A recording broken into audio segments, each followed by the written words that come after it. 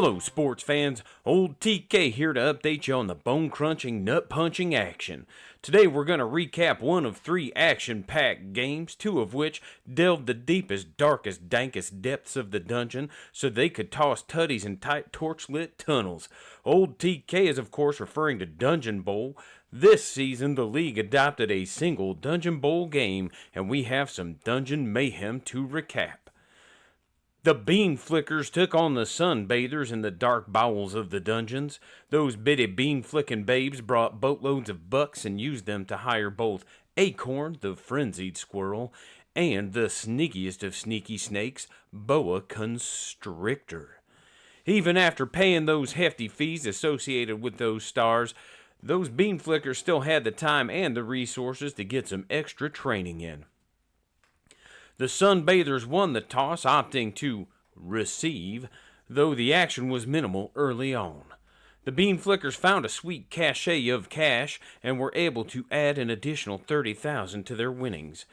Old Josh, the skink, happened across a chest and cracked it open, hoping to find his own rack of wampum. But all he found instead was the stupid ball. Amidst all that loot grabbing, there was some face jabbing, with the Jaguar Warriors Ride a Cowboy and Les Bean getting into a scrum with the Source blockers Chuck and Larry. Josh, who was flanked by a lounge of lot lizards, made his way through the tight and twisting labyrinth. Those tiny tegu twisted around a corner only to run smack dab into the most foul, cruel, and bad-tempered rodent you ever set eyes on.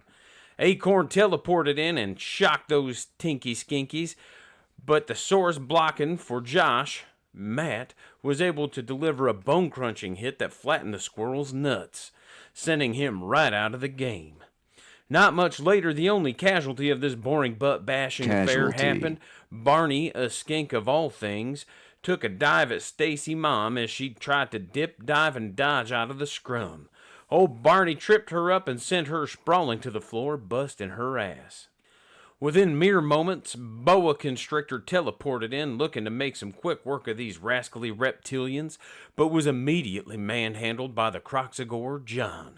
As he teleported in right after that constrictor and was able to give it the butt-bashing of his life.